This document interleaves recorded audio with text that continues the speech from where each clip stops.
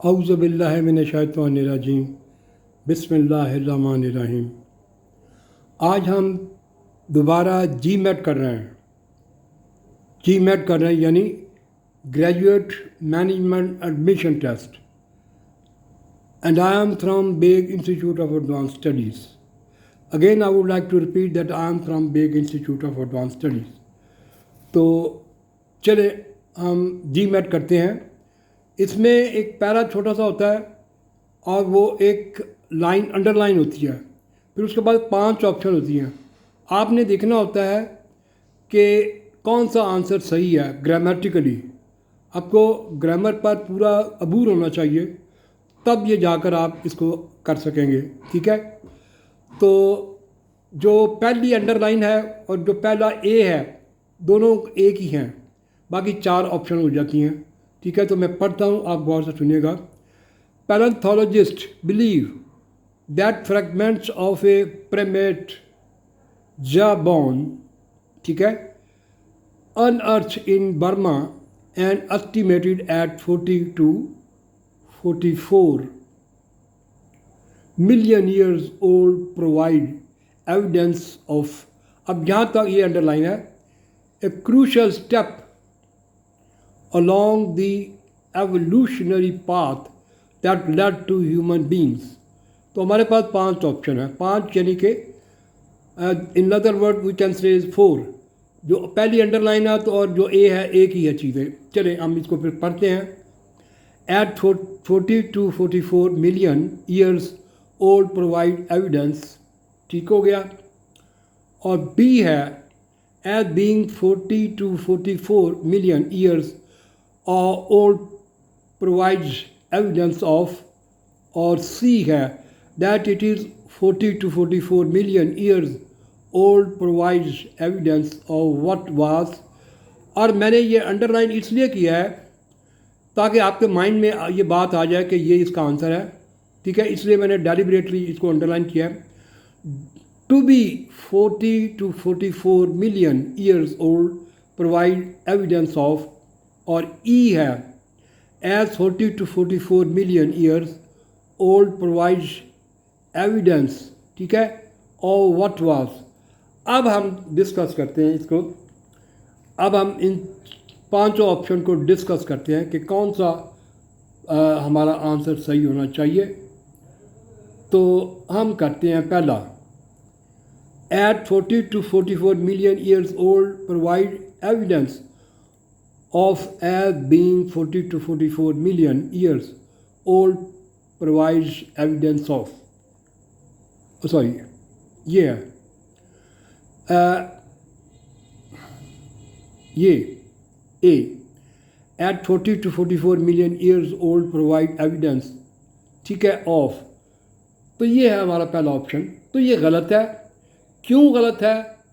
कि ये जो एट है, ये एट है यहाँ पर, ये गलत है। ठीक है, और उसके बाद एक और बात ये है, ये अब अगर शुरू में आपने पैरा में पढ़ा होगा तो फ्रैगमेंट्स वो कहता है, फ्रैगमेंट्स। ठीक है, तो it doesn't tally with that of the word provide. तो that is why A is out. और अब हम बी की तरफ आएंगे। B as being 40 to 44 million years old provides evidence of. ठीक है, तो ये भी गलत है क्योंकि बीइंग का यहाँ कोई रोल नहीं है, लिहाजा हम इसको डिलीट कर देंगे, इसको आउट करेंगे। और अगला है that it is. That it is, ये जो इंट्रोडक्टरी क्लॉज है, it doesn't try to communicate anything. Is that clear? तो उसके बाद जो उसने कहा कि old provides evidence is not telling with this, I mean that answer, our answer. तो डी की तरफ हमें आएंगे। डी हमारा आंसर है। To be, we need to be infinitive, to be 40 to 44 million years of old provide. ठीक है, ये क्लॉज जो है creates a ungrammatical, I mean that problem in C. ठीक है, और ई is also trying to create, I mean, that of the problem as is not trying to communicate according to the grammar. तो इसका answer फिर बनेगा to be 40, D is our answer, to be 40 to 44 million years old provide evidence. ठीक है, तो चलें फिर हम आगे चलते हैं। अगला है हमारा, अगला एक नया पैरा हमारा शुरू हो गया। The end of the 18th century saw the emergence of pride stock breeding, with individual bulls and cows receiving awards, teaching unprecedented prize, and excited, underline excited, enormous interest whenever they were put on show. Is that clear? तो चले हम फिर करते हैं 22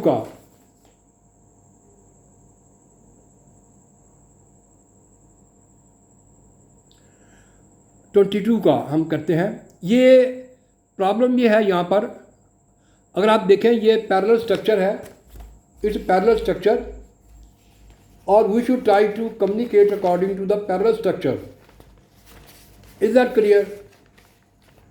अगर हम parallel structure को communicate नहीं करेंगे तो then there is a problem. अब देखते हैं ये है, यानी वो ये कहता है, मैं शुरू में बोलता हूँ, the end of the 18th century saw the emergence, ठीक है, of prize, emergence of prize stock breeding, पहला इंग फॉर्म आ गया, with individual bulls and cows, receiving दो आ गया, award, teaching unprecedented prices, and excited आ गया। ये गलत है यहाँ पर, तो ये गलत है, और हमारा फिर आंसर बनेगा सी, एक्साइटिंग, क्योंकि we should try to make the parallel of the words. मैं मिसाल के तौर पर I would like to repeat once again, breeding है, एक फॉर्म है, उसके बाद रिसीविंग है, ठीक है, और उसके बाद टीचिंग है, और आखिर में उसने एक्साइटेड लिखा, जो गलत है। This is not a parallel structure. अगर हम सी को करेंगे तो ये पैरेलल स्ट्रक्चर हो जाएगा, एक्साइटिंग आएगा। I would like to give the example. मसलन मैं कोई एग्जाम्पल देता हूँ, ही मैनेजेस हिज बिजनेस, आप लिखिएगा, गौर से सुनिएगा, he manages his business affairs with knowledge, with ease and confidence, ठीक है, तो ये होगा he manages his business affairs with knowledge, with ease and with confidence. तो इसी तरह अगर ये इंग फॉर्म में है, दो अगर इंग फॉर्म में वर्ड हैं तो तीसरा भी इंग फॉर्म में आएगा, तो लिहाजा C is our answer, C should be our answer. तो चले फिर हम अगला करते हैं, next we start the next one.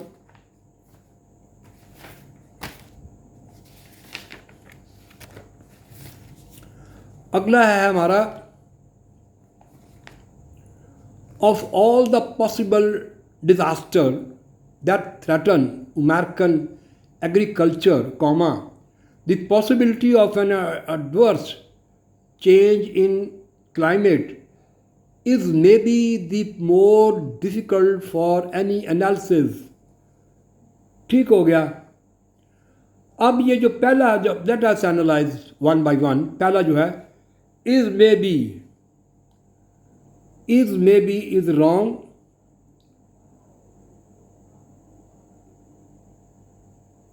ये रॉन्ग है, ये maybe is absolutely wrong over here.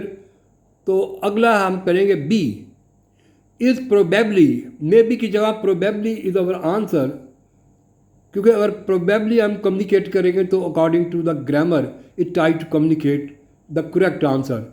Is probably the most difficult to analyse, ठीक है, तो B is our answer. C में भी वही मसला है, इज़ मे बी और जो डी है उसमें इज प्रोबेबली दी मोर गलत है, यहाँ पर कम से कम इसको फिर दी मोस्ट कहना चाहिए था, तो ये आउट है। और ई इज़ इट में भी ये गलत है, एब्सोल्युटली गलत है। तो चले फिर हम अगला करते हैं, हम नेक्स्ट करते हैं, अगली तरफ आते हैं। For members of the 17th century, ठीक है, Ashanti nation in Africa, animals hide shield with wooden frames were essential item of military equipment, a method of protect warriors against enemy arrows and spears। तो हमारे पास 5 option है। पहली option है a method to protect, ये बिल्कुल awkward है, ठीक है, बिल्कुल ऑकवर्ड है, ये सही नहीं है। तो चले फिर हम दूसरा करते हैं, B as a method protecting. तो again this is awkward and ungrammatical. और अगला है C protecting. This is our answer. क्यों हमारा आंसर ये है कि properly try to introduce a modifying phrase revealing the purpose of the item. It trying to communicate, protecting is trying to communicate properly, try to introduce a modifying phrase revealing the purpose of the item। तो C is our answer, C should be our answer. तो चले फिर हम आगे चलते हैं, अगला next 25। अब हम 25 की तरफ आएंगे। The golden crab of the Gulf of Mexico has not been fished commercially in great number, primarily on account of living, underline ये है, at great depth 2500 and 3000 feet down। तो 5 ऑप्शन है हमारी, ठीक है। ये पहला जो है on account of living, it's awkward and Verde, ठीक है। और दूसरा है on account of their living, और देर जो है ना ये गलत है यहाँ पर, क्योंकि सब्जेक्ट एंड ऑब्जेक्ट की प्रॉब्लम है, ठीक है। और on top of that this is wordy and awkward. ये जो मैं again I would like to repeat, this is awkward as that of the A. तो ये वर्डी भी है और ऑकवर्ड भी है। और इसमें एक और मसला है कि there is not trying to tally with the singular verb, तो सब्जेक्ट ऑब्जेक्ट प्रॉब्लम है। तो अगला है बिकॉज इट लिव्स। अब आप पैरा पढ़ लें, पूरा पैरा पढ़ लें, तो वही कहता है, मैं पढ़ता हूँ, अब गौर से सुनिएगा। The golden crab of the Gulf of Mexico has not बिन, ये प्रेजेंट परफेक्ट टेंस है। प्रेजेंट परफेक्ट टेंस का जो कॉम्बिनेशन होता है वो प्रेजेंट टेंस होता है। Fish commercially in great numbers primarily on account of living, गलत है भाई, ए गलत है, बी भी गलत है, सी इसका आंसर है, C is our answer. Because it lives, ये प्रेजेंट इंडेफिनिट टेंस है। अगर हमें कहीं भी हमने प्रेजेंट परफेक्ट टेंस किया या कंटिन्यू किया है वो प्रेजेंट परफेक्ट टेंस, तो उसका जो कॉम्बिनेशन है वो प्रेजेंट इंडेफिनिट टेंस होता है। तो C is our answer, C should be our answer. तो चले फिर हम आगे निकलते हैं। 26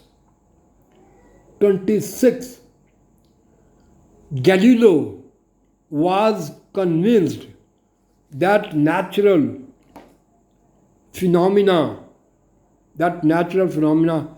as manifestation of the law of physics, would appear the same to someone on the deck of a ship moving smoothly and ununiformly through the water as a person standing on land. तो चले फिर हमारे पास 5 option है, 5 option है। पहला option है water as is not trying to communicate over here. और बी जो है, B water as to A, ठीक है, water as to A is correct sentence, correct idiom and try to communicate two parts of the parallel. और तीसरा है C water just as it would be a semicolon, ये भी गलत है। और D water as it would to be, और अगला है ई water semicolon just as to the जी। मैं आना थोड़ी देर तक। तो इसका आंसर बनेगा सी, सॉरी, इसका आंसर बनेगा B water as to A, ठीक है। और अगला ये जो है सेमीकोलन सी में, ये गलत है, ठीक है। तो चलें फिर हम अगला करते हैं, 27। Health officials estimate that 35 million Africans are in danger of contracting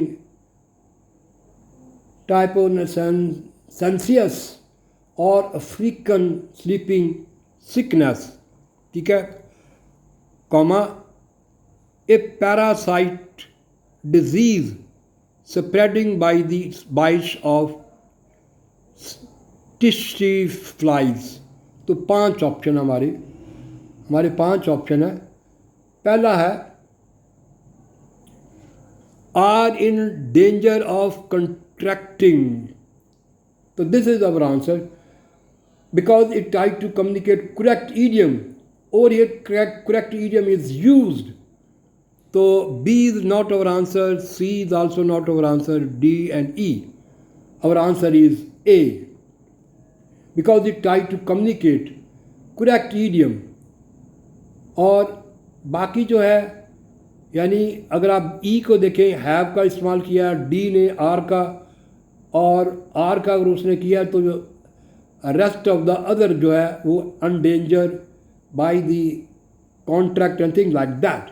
तो हमारा फिर आंसर बनेगा ए। और अगला है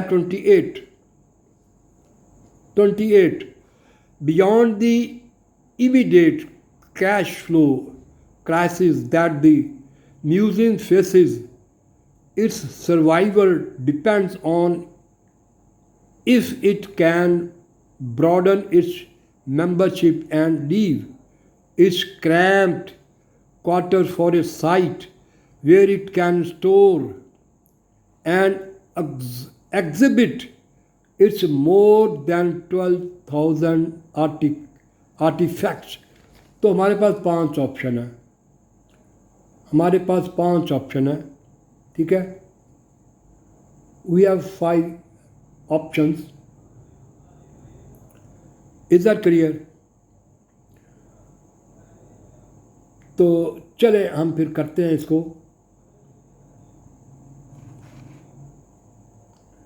वी आर डूइंग 28, ठीक है, वी आर डूइंग 28। पहला है if it can broaden its membership and leave, this is not a correct idiom. If it is not a correct, तो ये होगा B whether it can broaden its membership and leave. तो whether is preferable as compare to if it, तो B is our answer. C is trying to communicate the problem of wordy and awkwardness। और जो D है its ability for broadening is गलत है, ठीक है। और अगला है E, ये the ability for it to broaden its membership and leave, ये भी wordy है। तो फिर हमारा आंसर बनेगा B इज अवर आंसर। आज हमने ग्रेजुएट मैनेजमेंट एडमिशन टेस्ट किया है, ठीक है। तो कल भी हम इसी की कोशिश करेंगे। तो in the end I am of the opinion, I am from Baig institute of advance studies.